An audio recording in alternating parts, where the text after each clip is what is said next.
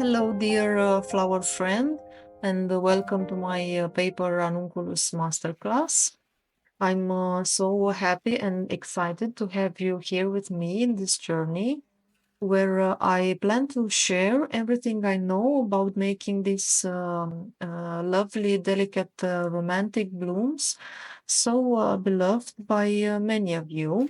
This is the template page. The first row has the basic style with all the sizes needed to make the classic ranunculus. We will need the following color codes. We need some green paper. These are the basic colors you need to have. You have the names and codes for each color in the printable section. So we need to work with the laminated paper. I have here a few pieces made from the extra fine 60 grams Italian crepe paper that has a soft touch and very little elasticity.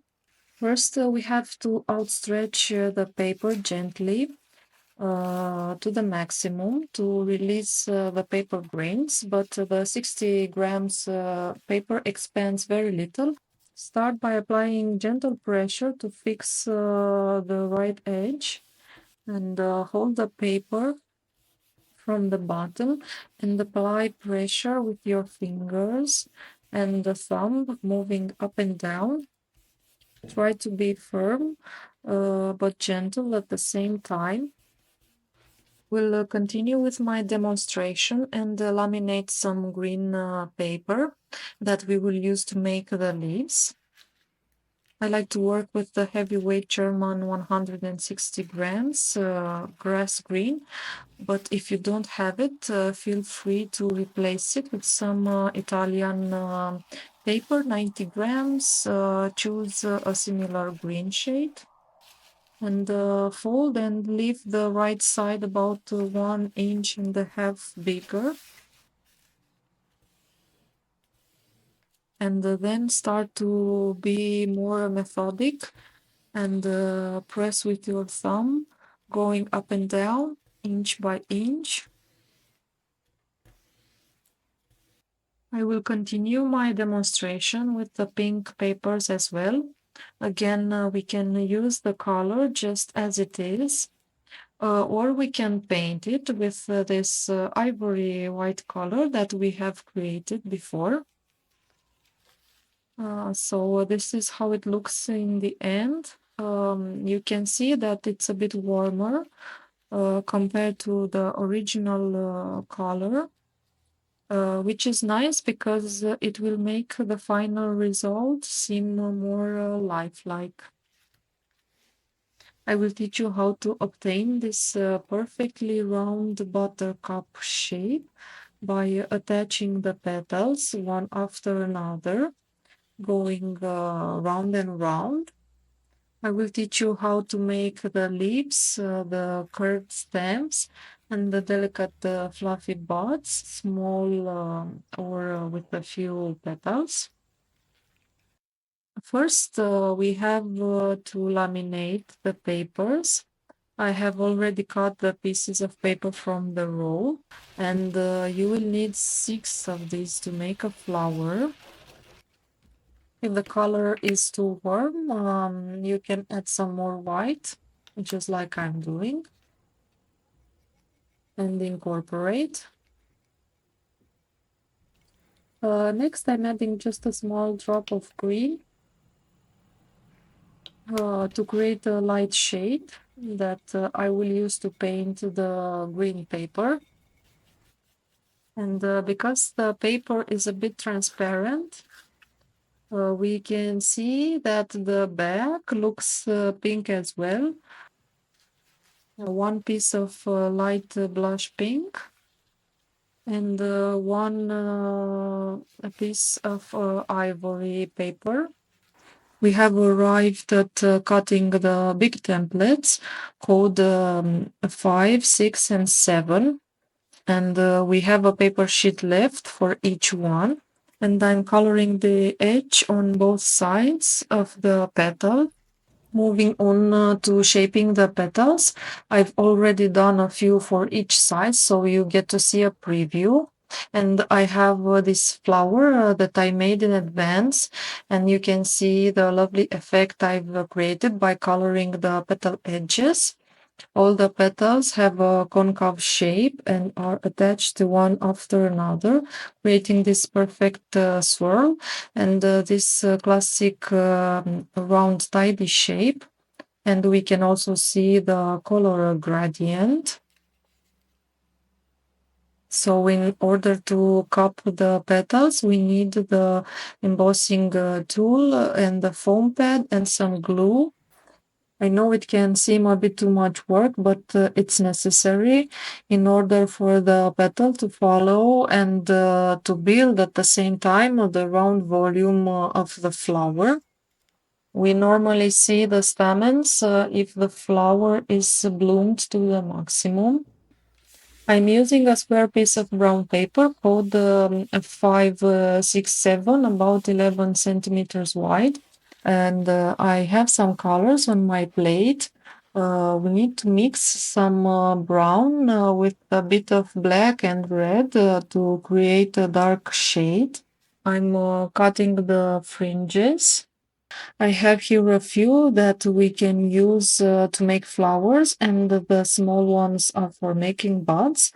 This is how it looks in reality. It has an elongated ovoid shape, and the flower is built around it, and we can usually see it in the middle of the flower popping out like this.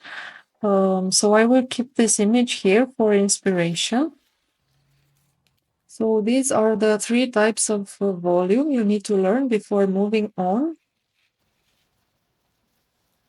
By adding this last petal, I've completed attaching all the green ones.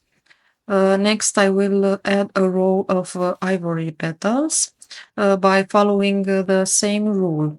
I'm adding each petal by overlapping about half of the previous from the left, but placing it underneath the one from the right. So I keep on adding one petal after another, just like I did for coats 1 and 2, by respecting the pattern at the top. The petals from code 3 are bigger, and we can see how lovely they're molding on the volume created. And after adding no less than 130 petals, this is how our flower looks. Both of them are very similar, as I follow the same rules making them. And the petal layering is just mesmerizing. And the swirl of petals is so visible, especially in the middle. The inspiration for my leaf templates came from my research, and you can print these as well. It's nice to have them here for inspiration. And let's see the materials we will need. Some pieces of green paper, and I'm just cutting roughly around the shape, especially next to the top parts, because I find it easier to cut these small details freehand. And if we attach it to the flower like this, it will follow the flower's curviness. And each flower needs about 5 or 6 sepals. We've learned how to make the flower head and the foliage. But adding 1 or 2 buds to the main stem will add some extra charm and realistic effect, because ranunculus flowers always have buds. And keep on adding extra pressure to make sure the sepals are molded onto the round shape.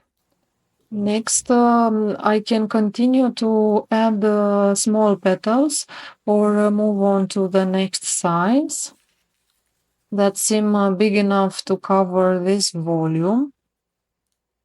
These are a few options for making buds in different sizes and styles, with or without petals.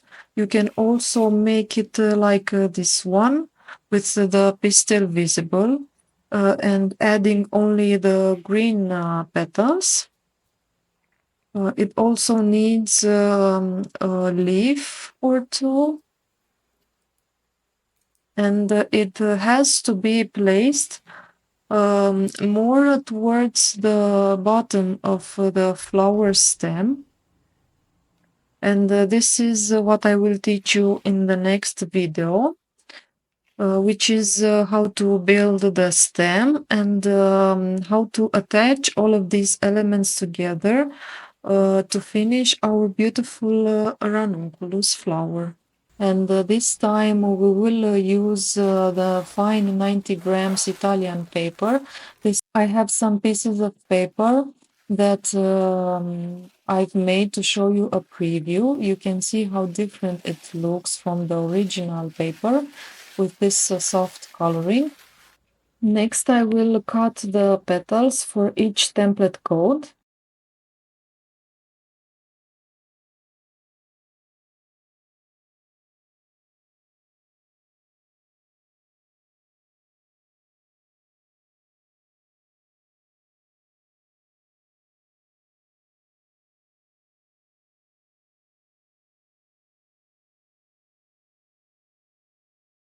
My purpose for this flower was to teach you some of the dyeing techniques I use in order to obtain the color gradient, how to create a different flower shape with the petal layers going upwards, and how to attach the petals using the basic rules of overlapping and intertwining, but in an asymmetrical style. And the flower's shape is a bit more opened and the petals more unfolded. I will use templates code C to make it, and we can already see the difference in shape from the previous templates. You need to trim all the edges before moving on to cutting the petals. And I will cut the paper in strips using the template as a height measurement. And this is how it looks so far. The center is a bit more classic with a round volume, but the rest of the flower is unfolding into these four groups of petals that are also intertwining, but in a different style. My idea for this flower was to show you a creative approach to many levels. The petals have wavy edges that you can cut freehand. I don't care about petal numbers. You can adapt and reinterpret the rules of petal placement and create any shape you want.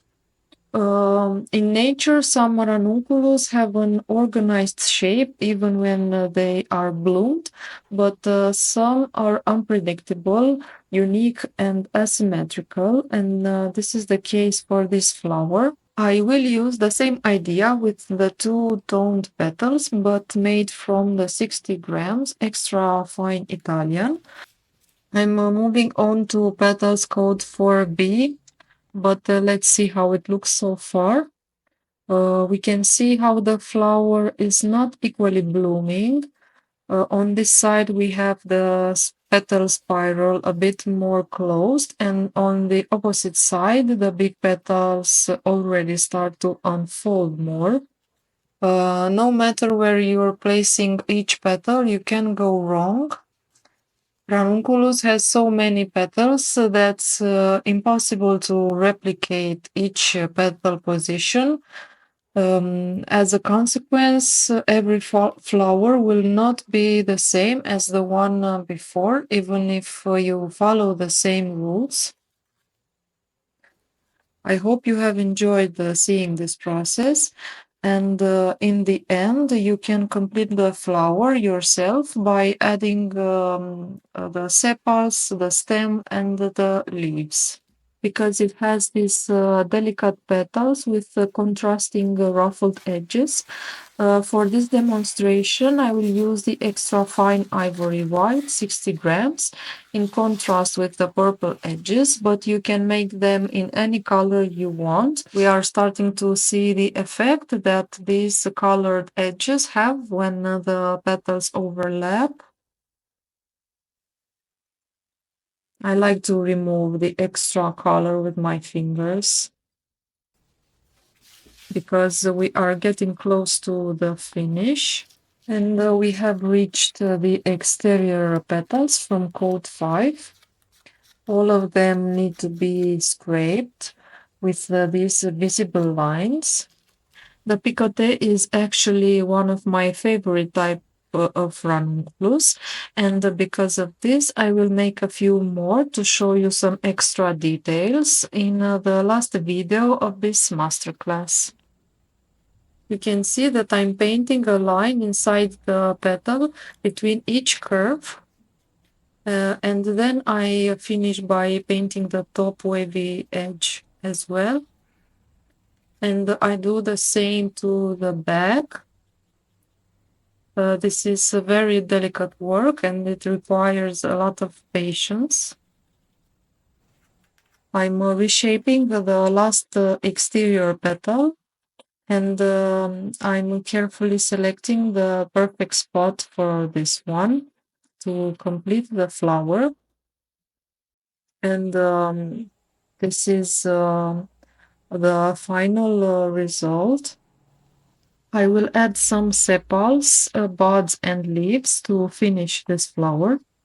And I will also assemble the rest of the petals I have left on my table that in the end will look like this. We can see the difference between the two purple shades created. So I hope you have enjoyed the last segment of this masterclass, and I can't wait to receive your feedback.